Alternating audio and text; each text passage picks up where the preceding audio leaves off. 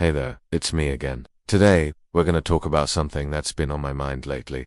It's about you and you. Yeah, you heard that right. We all have this inner dialogue going on in our heads, right? That little voice that's always chattering away, commenting on everything we do. Sometimes it's our biggest cheerleader, and other times, well, it can be our harshest critic. We're gonna dive deep into the relationship you have with yourself. It's a part of you that's been shaped by your experiences, your upbringing, and all the messages you've absorbed throughout your life. And the relationship you have with that voice, with yourself, is probably the most important relationship you'll ever have. How many of us actually treat ourselves with the same kindness and respect we do show to a good friend? I bet if we're being honest, a lot of us are way harder on ourselves than we'd ever be on someone else. But trust me, this kind of self-compassion isn't about making excuses or letting yourself off the hook. It's about creating a supportive internal environment where you feel safe to take risks, to learn, and to grow. Now, I know what you're thinking. What do you mean, me and me? Well, let me break it down for you. You'll find yourself setting healthier boundaries, making better choices, and attracting people and opportunities that align with your true worth. We're talking about rewiring thought patterns that have probably been in place for years, maybe even decades. It takes time, and it takes practice. Next time you catch yourself in negative self-talk, pause, take a deep breath, and then ask yourself, would I say this to a friend? If the answer is no, then it's time to reframe that thought. Why? Because if you run out of oxygen, you can't help anyone else.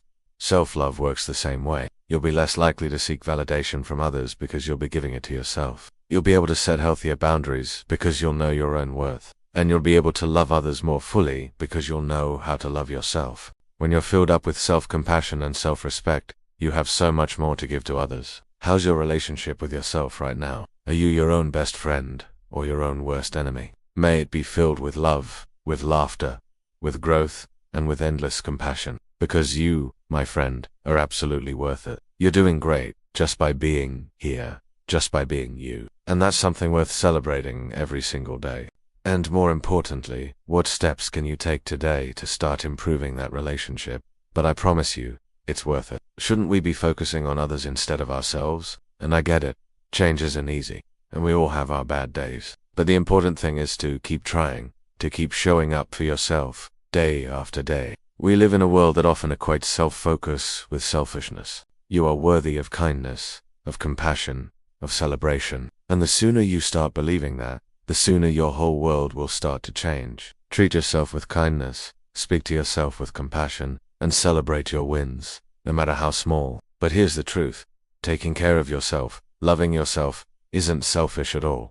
In fact, it's essential. What can we learn from this? Like any new habit, it takes time to feel natural, but the more you practice, the easier it gets. Some days will be easier than others, and that's okay. The important thing is to keep showing up for yourself, to keep choosing kindness over criticism, love over judgment, and before you know it, that kind and supportive voice will become your new default. Or when you're feeling down about your appearance, instead of picking apart every flaw, you reminded yourself of all the amazing things your body does for you every day. Every day, take a few minutes to write down 3 things you appreciate about yourself. It could be something big, like how you handled a tough situation at work, or something small, like the way you make a perfect cup of coffee. The point is to train your brain to look for the positive in yourself, just like you would in a loved one. And we constantly compare ourselves to others, always finding ways we don't measure up.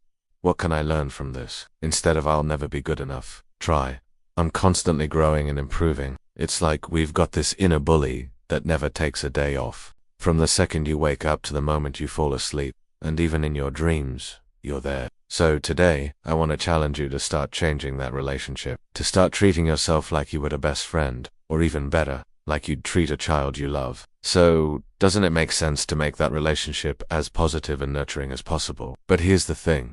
That voice, it's you. Think about it. You're the one person you're guaranteed to spend every single moment of your life with. But let's be real for a second. We beat ourselves up over tiny mistakes.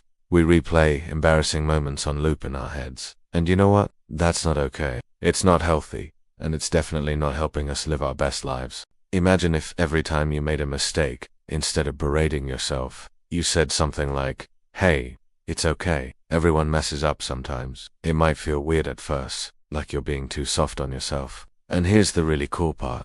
When you start treating yourself with kindness and respect, it ripples out into every other area of your life. Now, I know this isn't something that happens overnight, so here's what I want you to do.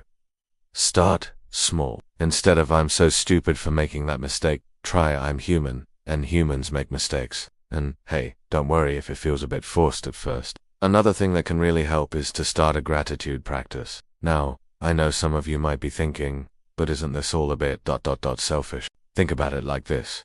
When you're on an airplane, they always tell you to put your own oxygen mask on first, before helping others. You'll find that as your relationship with yourself improves, your relationships with others will too. So, I want you to really think about this. Remember, you're stuck with yourself for life, so you might as well make it the best relationship you've ever had. And hey, if you're struggling with this, that's okay too. Because at the end of the day, you deserve your own love and respect more than anyone else in the world. So, here's to you and you, to the relationship that will define your life more than any other. And remember, this journey of self-love and self-compassion, it's not a destination, it's a lifelong practice. So, go ahead, give yourself a high five, a pat on the back, or even a big hug.